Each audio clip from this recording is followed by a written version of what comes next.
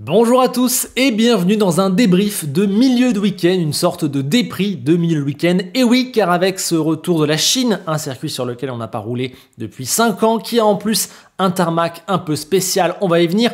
Et surtout avec ce format sprint qui fait qu'on est samedi après-midi et qu'on a déjà vécu 2 qualifs et une course, eh bien on a déjà beaucoup de choses à dire. Et pour éviter qu'on condense tout demain et qu'on oublie tout ce qui s'est passé depuis vendredi matin, eh bien on va faire un rapide débrief de tout ce qui s'est passé dans ce week-end jusque-là. Comme on l'a dit, le retour de la Chine allait avec plusieurs inconnus, notamment le circuit, comment ces nouvelles voitures allaient s'y adapter, comment la hiérarchie allait se développer.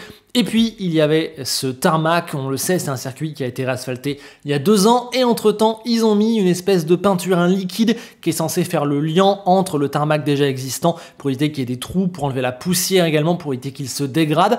Sauf que personne n'avait été prévenu et c'est fait de manière très irrégulière tout le long du circuit et ça a été très surprenant. Du coup, le grip, il est un petit peu incertain, notamment quand il s'est mis à pleuvoir lors de la qualification sprint, car oui, la pluie était de la partie aussi sur ce début de week-end et c'était une des autres inconnues de ce week-end. Et on a vu que le grip est devenu totalement fou, un petit peu comme ce qu'on avait vu en Turquie en 2020, il me semble. On rajoute à ça l'excitation de revoir ce circuit avec en plus un public chinois qui répond très largement présent cette année, contrairement souvent j'ai trouvé par le passé, c'est peut-être l'effet Guan Yu Zhou, et aussi une piste qui a pris feu 2 fois vendredi à cause des étincelles faites par les monoplaces. Heureusement, ça a l'air d'être réglé puisque le problème n'est pas réapparu samedi malgré de nombreux tours effectués. Eh bien, c'était très sympa et avec en plus la pluie en SQ3 lors de la qualification du sprint, eh bien c'était vraiment super génial à regarder. La qualif a été folle et ça a donné une grille mixée pour le sprint avec une pole un peu surprise d'un pilote McLaren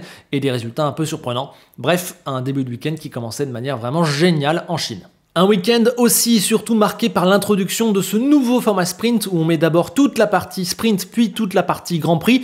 Bon voilà, ce côté 2 parties, ok, c'est cool. Bon, franchement, c'est du détail, hein. L'agencement des séances ne change pas diamétralement le ressenti du week-end sprint. Ce qui est vraiment très bien, c'est le côté où il y a 2 parcs fermés. Ça permet que les choses ne soient pas figées et que voilà, il y ait des changements, des équipes puissent se rattraper. Ça rajoute de l'incertitude pour la course parce que voilà, on n'a pas toutes les datas qui sont spoilées. Même si quand même il n'y a que 3 heures entre le sprint et la qualif du Grand Prix, donc c'est pas non plus le meilleur temps pour faire des analyses et tout changer, mais on peut quand même dire que c'est mieux. Par contre, du côté négatif, je trouve que c'est un format qui met la course sprint non plus vraiment au premier plan comme elle pouvait l'être avant le samedi.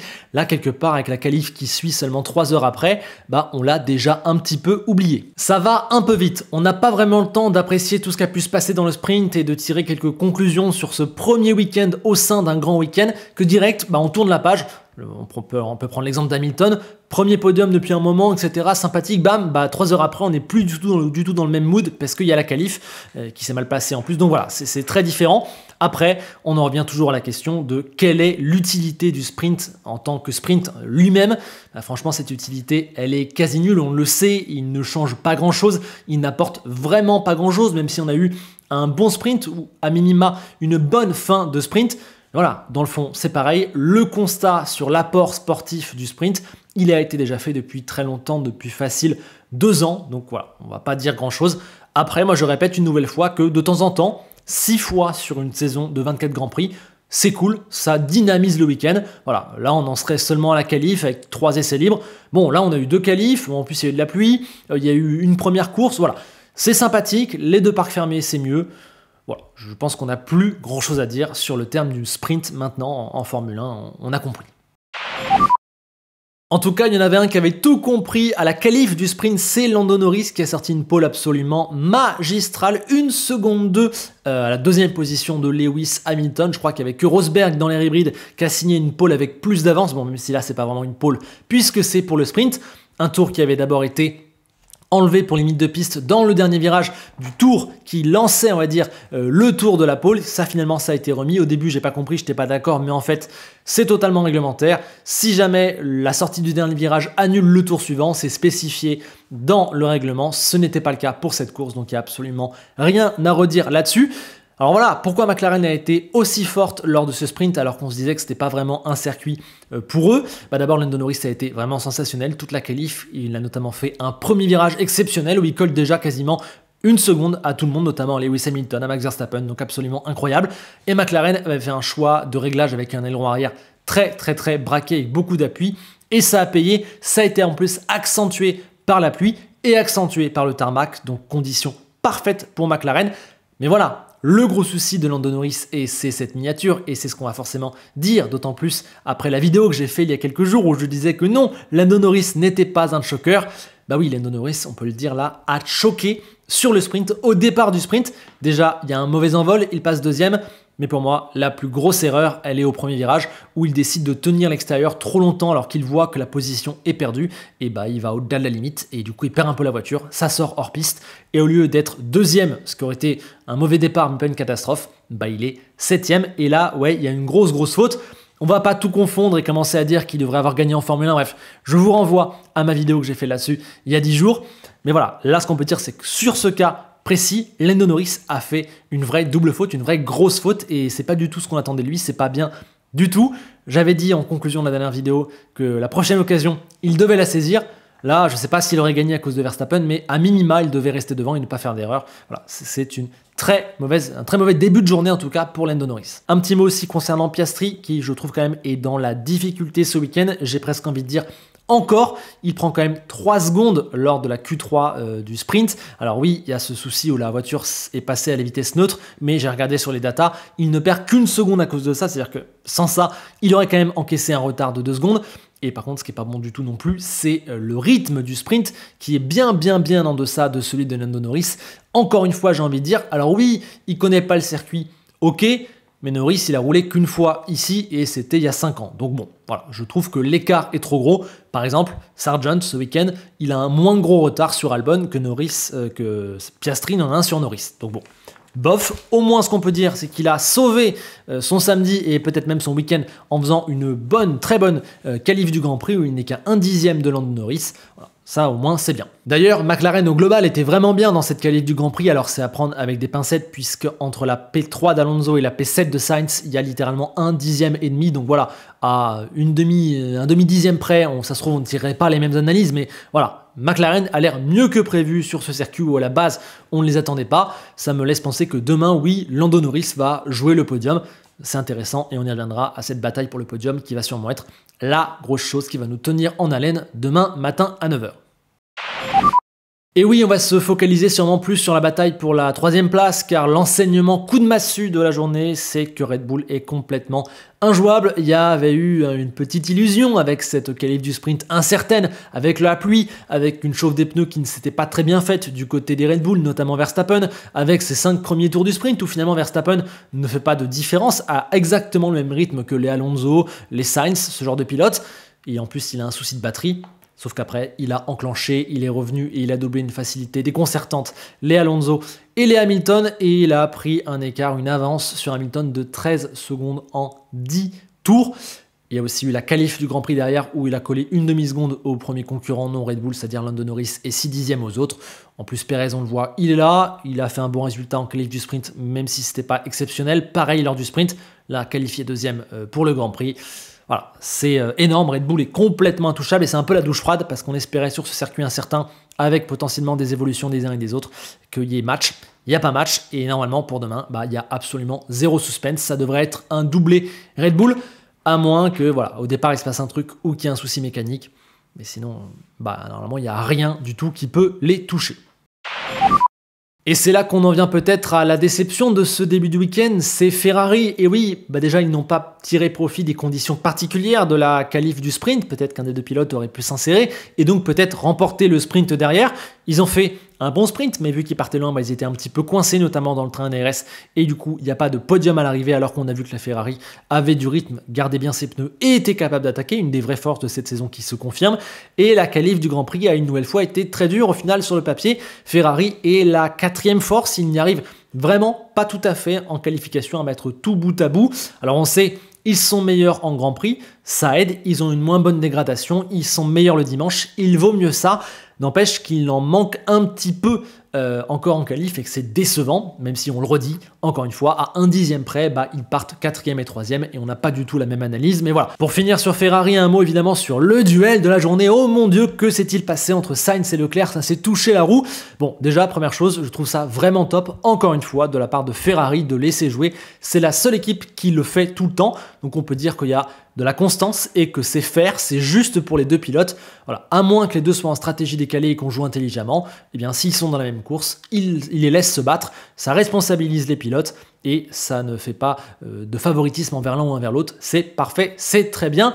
Maintenant, ceci étant dit, ouais, je trouve que sur ce coup-là, c'est Carlos Sainz qui a un petit peu dépassé la limite puisque clairement, il a poussé Charles Leclerc en dehors de la piste, hein, clairement. Alors oui, quand tu dépasses par l'extérieur, tu dois t'attendre à ne pas avoir la main sur le virage, on va dire, surtout quand tu n'es pas vraiment à hauteur, mais il ne lui a pas du tout laissé d'espace. À mon avis, si ça avait été entre une Ferrari et une McLaren, il y aurait eu pénalité pour Carlos Sainz. Donc pour moi, la manœuvre était un petit peu au-delà de la limite. Après, franchement, rien de grave, ça va. Encore une fois, c'est le psychodrame parce que c'est les deux Ferrari. Pour moi, il n'y a pas mieux que la réponse de Leclerc à l'arrivée. Carlos un petit peu au-dessus de la limite. Parfois, ça a été lui, c'est comme ça joue. Il faut juste en discuter, mettre les choses à plat, mais juste calme, quoi. Il n'y a rien, ils n'ont rien perdu dans la manœuvre. Donc tout va bien, du calme. Leclerc justement qui a été très très bon aujourd'hui, au final il a fait un sprint parfait, en plus il avait les pneus usés au départ, il a bien attaqué, c'était un sprint parfaite opération pour lui et il est devant pour 8 petits millièmes seulement dans la qualif du Grand Prix, donc voilà, c'est plutôt bien, il a un petit peu refait son retard sur Sainz des dernières semaines et réglé un petit peu ce souci de la qualif où il lui manquait 2-3 dixièmes, là il était avec Sainz et Sainz lui malheureusement un samedi on va dire compliqué, d'abord coincé par Alonso, se fait avoir un petit peu quand il veut le dépasser. On a dit il y a ce mouvement sur Leclerc et il y a aussi ce crash en Q2 où il a eu vraiment chaud, ça aurait pu s'arrêter là pour lui et il serait parti 15e demain pour le Grand Prix. Ouais, pas une bonne journée pour Carlos Sainz, même si finalement à l'arrivée, il y a une 8e place en qualif et une 5e lors du sprint, les deux fois un rien derrière Leclerc, donc c'est bien, mais premier accro cette journée de 2024. J'ai hâte de voir demain la performance de Ferrari, en tout cas avec deux pilotes qui sont vraiment égaux ce week-end. Le meilleur exemple, c'est qu'en Q3 ce matin, il y avait sur le premier run 3 ou 4 millièmes d'avance pour Sainz et sur le deuxième run 8 millièmes d'avance pour Leclerc. Donc bref, les deux sont dans un mouchoir de poche et c'est vraiment un avantage pour Ferrari de pouvoir compter sur la paire de pilotes la plus performante et la plus homogène du plateau. On continue avec Mercedes qui a connu une éclaircie sur son début de saison ce week-end avec Lewis Hamilton en qualif du sprint dans les conditions pluvieuses qui fait le coup du renard. Voilà, il attend les conditions spéciales pour pouvoir briller avec cette voiture qui ne brille pas d'habitude. Et parfait pour lui. Alors on sait aussi que la Mercedes, elle aime les conditions plus fraîches, donc forcément tout était réuni. Excellent pour Lewis, deuxième sur la grille, on a même cru qu'il aurait la pole. Le sprint de Lewis, il est absolument parfait. Il y a enfin ce premier podium, même si c'est du sprint depuis Mexico. Bref, 10 sur 10 pour Hamilton sur la partie sprint. Mais le problème, c'est que c'est une éclaircie qui cache l'orage qu'est la saison de Mercedes. La réalité, c'est qu'ils sont la 5e force du plateau, encore une fois ce week-end. Pas de surprise. On le voit, Russell 11e de la qualif du sprint, 8e du sprint, alors aussi grâce au DNF d'Alonso, sinon il n'aurait même pas marqué de points. Et puis la qualif de la course, elle est carrément révélatrice. Hamilton 18e, Russell 8e, voilà, 5e force pour Mercedes. Et Hamilton qui a dit qu'il a changé de setup par rapport au sprint, il a fait quelque chose de différent. J'ai deux questions. Pourquoi avoir fait ça alors qu'il a été excellent sur la partie sprint et très performant? Je ne comprends pas vraiment la stratégie de Mercedes/Hamilton. Et ensuite, je constate que, mine de rien, encore une fois, ça lui arrive très souvent. Ça lui est arrivé à Jeddah cette saison, à plusieurs autres endroits au fur et à mesure des saisons. Lewis Hamilton a souvent tendance à changer de setup le samedi avant la qualif et ça marche quasiment jamais. Donc voilà, je suis assez perplexe par rapport à ce choix. En tout cas, le constat il est clair pour Mercedes. Demain et ce week-end, globalement, ils ne peuvent encore une fois se contenter que des miettes. Il y a eu la folie d'Hamilton lors du sprint grâce à la pluie, mais ça s'arrête là. Ils feront quoi? Au mieux 8 et 9 demain à la régulière. On verra aussi comment Hamilton va remonter dans le trafic. J'ai hâte de voir. C'est dur et clairement je ne vois pas le fameux positif dont il nous parlait à Suzuka et qui était censé se matérialiser à l'avenir. Voilà, pour l'instant, il n'y est pas. Sinon, comme d'hab, eh bien, Fernando Alonso porte littéralement Aston à bout de bras. 3e de la qualif du sprint dans les conditions pluvieuses. 3e de la qualif tout court. Waouh, voilà. Fernando Alonso, il a la performance, il est génial, malgré ses 49 ans, ses 57 ans, je ne sais même plus quel âge il a. Et il faut aussi dire que l'Aston Martin, c'est vrai, elle a retrouvé de la performance. C'est surtout vrai sur un tour qui est plutôt son point fort cette saison. Et en course, elle a tendance un peu à peiner. On l'a vu dans le sprint où quand même c'était pas fou. Heureusement, Fernando arrivait à tenir, notamment grâce à la courbe avant la ligne droite où il s'en sortait mieux que les gens qui lui couraient après, on va dire. Malheureusement, ça a fini par craquer et il a fini par perdre les points avec cet abandon suite au contact avec Carlos Sainz. D'ailleurs, à ce propos, il y a eu pénalité pour Fernando de 10 secondes sur cet accrochage et sincèrement, je ne suis pas du tout d'accord. C'est de la course dure, c'est hard, mais c'est complètement juste. Pour moi, il n'y a rien à redire. Certes, il y a un contact, mais il y a une maîtrise totale de Fernando Alonso qui n'a pas poussé dehors Carlos Sainz, qui ne l'a pas intimidé. Franchement, Carlos Sainz, il a pu continuer son virage normalement et même le réattaquer quasiment le virage d'après. Bref, pour moi, il n'y avait aucun souci. Je suis limite plus gêné par le fait que Fernando l'ait repassé après, en sortant limite un petit peu de la piste à la fin, au moment où Pérez fait le coup de bluff. Bref, je suis plus gêné par ça. Donc sincèrement, je ne comprends pas. Pour moi, cette pénalité est beaucoup trop sévère. Il n'y en a même pas besoin en fait. Et encore moins dans un sprint où tu es censé encourager l'attaque, encourager la prise de risque. On a un pilote qui résiste à une manœuvre audacieuse. Non, ça marche pas alors que c'était maîtrisé. Je suis pas du tout d'accord. Et en plus, au final, est complètement anecdotique alors parce qu'il a abandonné, pardon. Ils se sont même demandé dans la justification de la pénalité. Du coup, on fait quoi? Qu'est-ce qu'on l'applique où? Sur le temps? Comment on fait? Voilà, bon. Je suis pas du tout d'accord, c'est vraiment dommage. Un mot de Stroll, oui, forcément, c'est pas terrible du tout. Il ne passe 0 fois en Q3 ce week-end. Il prend une demi-seconde vendredi matin et 2 dixièmes ce matin en qualif par rapport à Alonso. En vrai, ces écarts-là, ça va, mais que Hülkenberg et Bottas passent en Q3 et pas lui. Voilà, on peut continuer de trouver ça dérangeant quand son coéquipier fait 2 fois 3e et fait une très très bonne course sprint.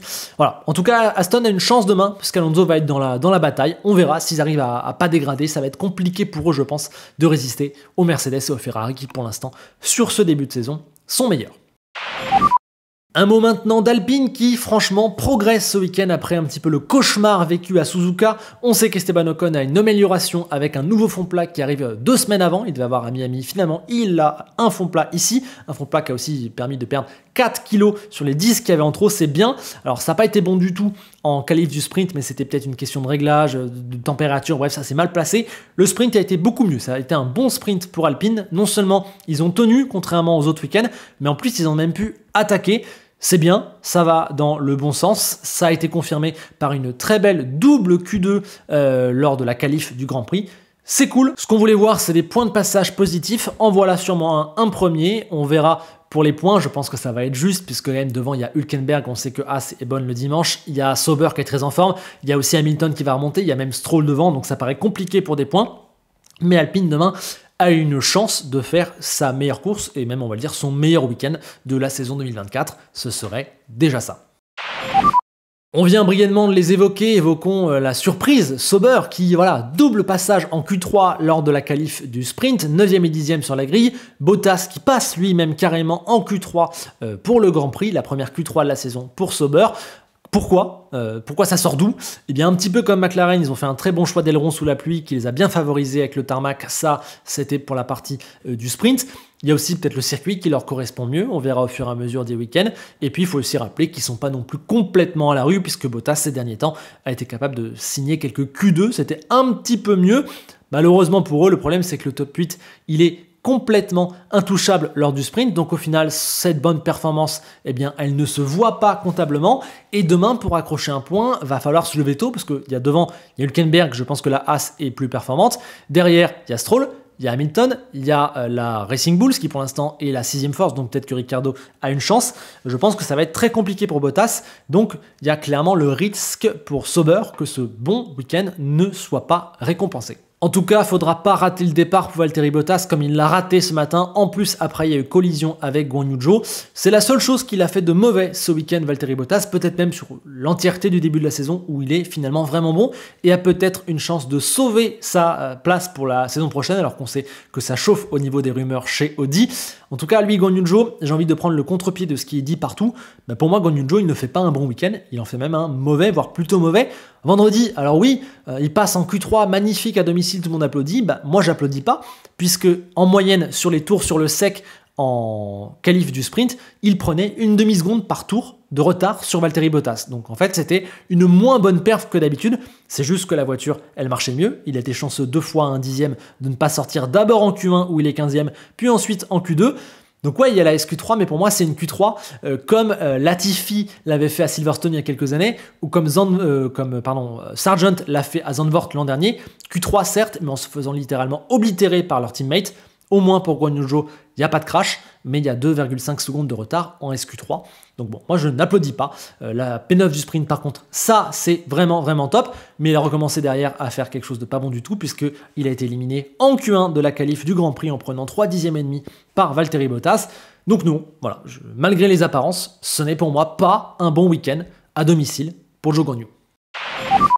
Allez, on évoque rapidement le reste avec un Hülkenberg qui a été encore une fois énorme en qualification, 9e comme Magnussen et 17e sur la grille, quasiment une demi-seconde, 4 dixièmes et demi d'avance pour Hulk sur K-Mag, exceptionnel. Il avait été battu de quasi rien en qualif du sprint, où il est le sprint aussi, où il a touché Stroll au départ et du coup il a eu des soucis techniques, c'est dommage, mais en tout cas Haas a une opportunité de points vraiment demain avec lui. On sait en plus qu'ils sont meilleurs dans le Grand Prix, donc ça va être bien dans cette lutte serrée pour les dernières miettes du top 10. Sinon, chez Racing Bulls, Ricciardo est ce week-end bien plus fort que Tsunoda. Clairement, il n'y a pas photo. On a un Yuki qui n'a l'air de pas comprendre grand-chose à ce qui se passe et a galéré énormément avec le grip, pendant que Daniel fait vraiment du très bon boulot. On verra, ils sont un petit peu loin, mais peut-être que Daniel peut accrocher des points, ça relancerait sa saison. Et puis on n'a pas encore évoqué Williams, pour qui c'est franchement très dur. Alors oui, Alexander Albon n'est pas si loin que ça de la P10, mais il y a du monde derrière, il y a du monde devant. On imagine encore une fois pas de points pour Williams, qui ne trouve toujours pas vraiment la clé de cette voiture, et donc du coup de cette saison pour l'instant, il n'y a pas grand-chose à se mettre sous la dent. Au moins, ils n'ont plus vraiment de soucis de pièces, des pièces qui ont failli être à nouveau smatchées par Logan Sargent qui a fait une erreur en qualif et qui partira encore une fois dernier, même si l'écart avec l'Alexander n'est pas énorme. Ben voilà, malheureusement, Logan Sargent n'est pas vraiment en train de faire ce qu'il faut pour se sauver pour l'an prochain. Allez, avant de vous quitter, un petit mot sur demain, sur la course qui nous attend à 9h sur Canal+. Évidemment, la grille dès 7h55. Ouais, je fais bien mon travail de vous vendre les bonnes choses à regarder. Bref, demain, oui, on va pas se mentir, normalement, le suspense, il n'existe pas trop pour ce qui est de la victoire. Je dirais même pour ce qui est du doublé, ça semble fait pour Red Bull à la régulière. Par contre, de P3 à P7, on va vraiment se régaler. Il va y avoir de la stratégie, des rythmes à observer, peut-être 2 arrêts, on verra si ça dégrade, même si ça n'a pas trop dégradé lors du sprint, contrairement à ce qu'on pouvait s'attendre. Ça va être très cool à observer, je m'attends à pas mal de choses. Entre McLaren, qui a l'avantage de la track position et qui est plutôt très bonne ce week-end, mais on le sait, qui est généralement un petit peu moins bonne en course et qui a du mal sur la vitesse de pointe, donc difficile. Un Fernando Alonso qui part 3e, mais qui a généralement une Aston qui s'écroule un peu lors du Grand Prix, il va devoir tenir. Et Ferrari qui part derrière tout ce beau monde et qui va vouloir remonter parce qu'elle est très forte lors du Grand Prix et qui a pour l'instant fait des sans fautes lors du Grand Prix. Ça va être très bon. Si je dois faire un prono, peut-être que je dis podium de Norris devant les 2 Ferrari et malheureusement Fernando que je vois glisser un petit peu. Et Piastri, lui, 7e, il me semble vraiment avoir un rythme un petit peu en dessous de tout ce beau monde. Ça va être sympa à voir. Malheureusement, je pense pour lui que George Russell ne pourra pas vraiment s'insérer dans cette lutte et devrait faire en toute logique 8e. La 9e place, elle va se jouer, je pense, entre 4 pilotes pour les derniers points. Hülkenberg, Bottas qui part 9 et 10, Stroll qui part 11e et Lewis Hamilton, qu'il ne faut pas oublier, qui part 18e et qui tentera de remonter. Je pense quand même que Lewis devrait pouvoir faire 9 et je me dis que la 10e place devrait se jouer entre Stroll et Hülkenberg, et ensuite de 12 à 20, les Alpines, les Williams, Ricciardo, tout ça, ça risque d'être un beau bazar, et on le sait, cette partie de tableau, elle est très serrée, malheureusement, ça compte pour 0 points, donc quelque part, ça sert pas à grand chose. En tout cas, je m'attends à une course assez tactique, où il ne se passera pas forcément grand chose, notamment tout devant. On verra si ça nous anime entre les places 3 à 7.